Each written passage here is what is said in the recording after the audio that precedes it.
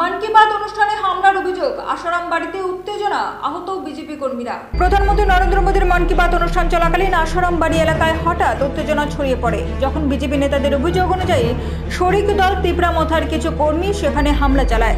জানা যায়, এদিন বিজেপির পক্ষ থেকে স্থানীয় আশারাম বাড়িতে মন কি বাত অনুষ্ঠান উপলক্ষে একটি জনসমাবেশের আয়োজন করা হয়েছিল। অনুষ্ঠান চলাকালীন হঠাৎ করে একদল যুবক সেখানে এসে হামলা চালায় বলে অভিযোগ।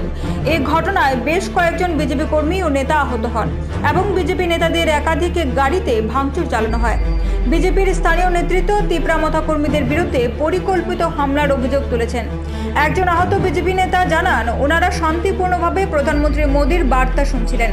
এমন সময় তিপ্রামথার নাম করে কিছু লোক এসে তাদের উপর চড়াও হয়। এটি গণতন্ত্রের সম্পূর্ণ অগ্রহণযোগ্য। ঘটনাস্থলে পুলিশ পৌঁছে পরিস্থিতি নিয়ন্ত্রণে আনে। তবে এখনো পর্যন্ত ঘটনার প্রেক্ষিতে কেউ গ্রেফতার হয়েছে কিনা বা তদন্ত শুরু হয়েছে কিনা সে বিষয়ে প্রশাসনের পক্ষ থেকে আনুষ্ঠানিক বিবৃতি পাওয়া যায়নি। তিপ্রামথার তরফ থেকে এই বিষয়ে এখনো কোনো প্রতিক্রিয়া প্রকাশ করা হয়নি। তবে রাজনৈতিক বিশ্লেষকরা মনে করছেন, এই ঘটনাটি রাজ্য রাজনীতিতে নতুন উত্তেজনা সৃষ্টি করতে পারে, বিশেষ করে বিজেপি ও তিপ্রামথার মধ্যে বিদ্যমান জোট সম্পর্ককে কেন্দ্র করে। ব্যুরো রিপোর্ট, পাবলিক নাও।